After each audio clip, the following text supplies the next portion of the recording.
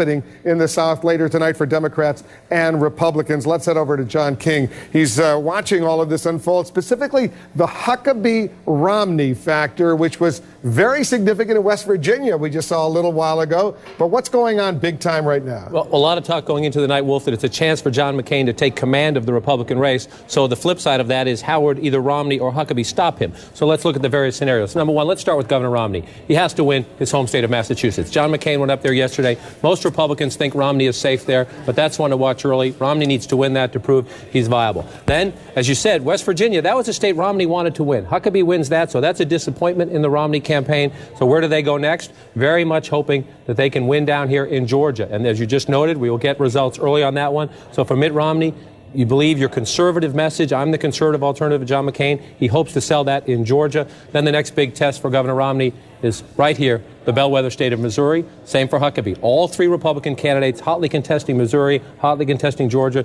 Those will be key to watch. And then Governor Huckabee's not playing out here, but Governor Romney is. So if you're Romney, that's very big for you. That's the big prize tonight, California. Very big. And I want to clear the board quickly so we can go through Huckabee, and I'll use red for Huckabee. If you're Huckabee, you've already won West Virginia. You're off to a good start tonight. To make the case that you're not just a player in the race, but you can be a player for the nomination, he needs to do much better across the South. That would be Georgia, Alabama, Tennessee, and his native Arkansas. For Huckabee to get back in the race. We assume he'll win Arkansas. We assume he will. We'll see where the votes come in. But to prove that he's not just a factor in the race, but a player in the race, he has to do better than that. Has to pick up these southern states. Tennessee would be good. Again, he's tried very hard here. Strong evangelical base in southern Missouri. He's campaigned a bit in Oklahoma, and he's campaigned a bit up here for social conservatives in Minnesota. Those are the states, if you're Mike Huckabee, to be more than a player, but to be a factor, you want to do better. You want to move over to Oklahoma to Minnesota, and Missouri, again, is the huge prize, Wolf, for all of the Republicans as we start to make our way across. And let's take a look at the Democrats now, because Georgia is an important state for Hillary Clinton and Barack Obama, too.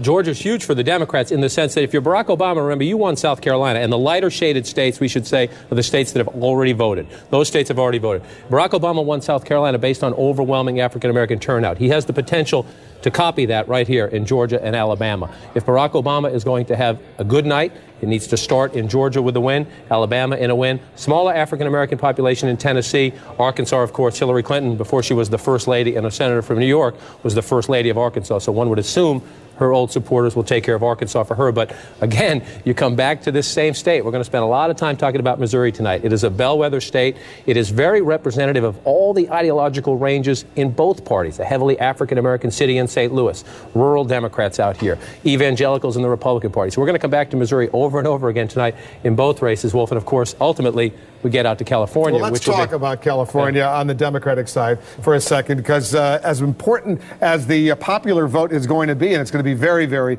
important, the delegates for the Democrats, the way they proportion and decide who gets those delegates is going to be really significant. And that's why I pulled this out, Wolf, because California will be 53 different races. These are the congressional districts, those little lines you see inside. And let's assume that let's say, it's hypothetical, it's early, let's say Senator Clinton wins the vote statewide. Some would say, wow, she's won California. Well, that's not necessarily a big deal, because the delegate map can change based on congressional districts. Now, Senator Obama is the darker blue, Senator Clinton is the lighter blue. Let's watch how this works.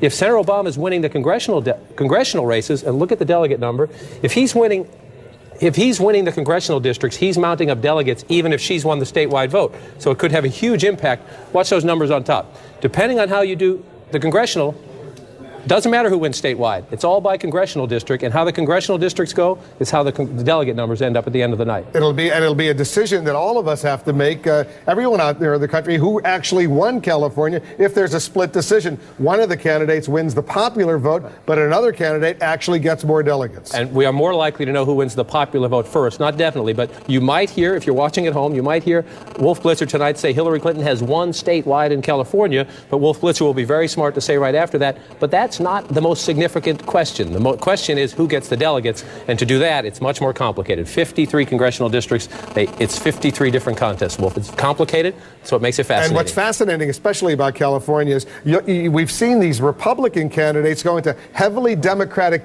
districts, like in San Francisco, for example, and Democratic candidates go into heavily Republican districts in Orange County, for example, because they know that those congressional districts are significant in terms of racking up delegates. That's absolutely right. And you can pick a winner. You can say it's the same thing. You can say Governor Romney wins the state, but the whole thing can move based on how the congressional districts go. So you're right. You had Mike Huckabee up in San Francisco, Nancy Pelosi's district, probably the most liberal congressional district in the country, the man who's the most culturally conservative Republican candidate up campaigning in there. So it's district by district by district, and you have to remember that as the night goes on. And again, see, watch this. Watch, if you turn this, watch the delegate numbers. So that's Mike Huckabee. There's John McCain. Goes up. All depends on congressional districts. You see how the state just switched? State just switched from a McCain state, a Romney state to a McCain state. So we'll know the statewide winner, Wolf, but the math is done in each of these districts, and that will affect the numbers that matter, and it's going to take a while to get there. Let's go to the finish line right now and show us what we're going to need to see. You want to get to the finish line? Yeah. Let's stay with our delegate map. If you want to get, here's your finish line, right here.